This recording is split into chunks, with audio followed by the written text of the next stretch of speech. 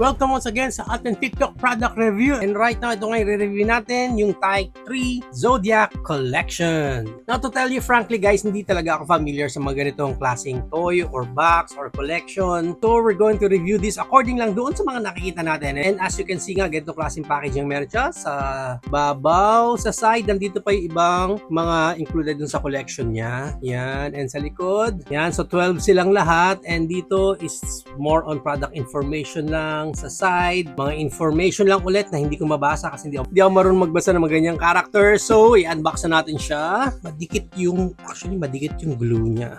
Meron ba sa inyo nagko-collect ng mga ganito? Let me know nga.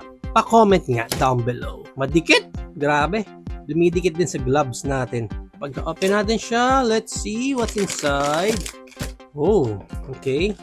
Meron pa tayong card dito. Type 3 is this card. Oh, card lang. Gemini Little Angel. Ito yung packaging niya. Yan, Type 3. Okay. Okay. And then, unpack natin ito. Gupitin na lang natin. Hopefully, wala akong magupit sa loob. And we have here, yun. Oh, nice. Ang ganda. Okay. Ito yung nakuha natin. Dito kasi black eh. Little Devil. So, itong sa atin, Gemini din. Pareho nga naman sila ng design, pero white lang.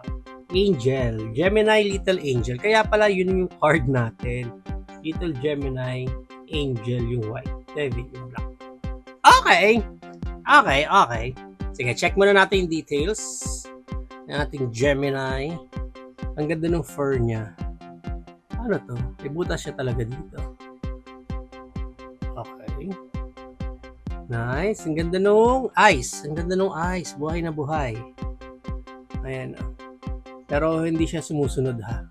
It's like parang may gel. Nagagalaw pala yung mata. Naduling na si Gemini. Teka. Okay. Ganun pala to mga to. Okay. So, ang ma-eyes niya, ang movement is left and right lang. Left and right. Yan. Pwede siya siguro maging duling. Pwedeng mabago. Ganito pala to mga to. Ang cute. Ang cute ha. Kaya medyo duling. Ang cute. So, which one do you prefer guys? Itong black? All black na eyes? Or itong yan. Crystal eyes niya. The bluish. Ganda oh. Ganda. Tapos may mga yan. Or gawin natin kayang bye.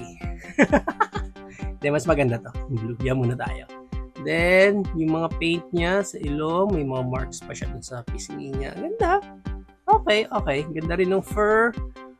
Super soft naman yung body niya. Yung head niya, soft din naman. Pero yung banda dito sa face niya, hard plastic niya. And then, yan. Ganyan sa likod. Type 3 nakalagay. Ganda ng tail. Yan pa yung paa niya, yung feet niya. Baka may gimmick pa sila dito sa feet. Wala na. Yung hands niya. Okay. Yan. Yung wings. Yung wings niya. Okay. And then ito yung pinaka-holder niya. It's like kitchen type ba to? Kitchen tuloy. Keychain. Not kitchen. Paano to? Nauusog yata. Alam ko nauusog to. Paano to?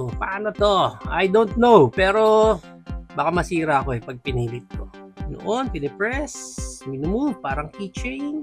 I don't know. Baka masira ko nga. Pero ganda. Actually, natutuwa ako dun sa feature nila nung sa mata. Pwede all white pag possess na yung angel. Wow. And then, sabi niya sa inyo, it's a prank! Ang cute din no? Ang cute.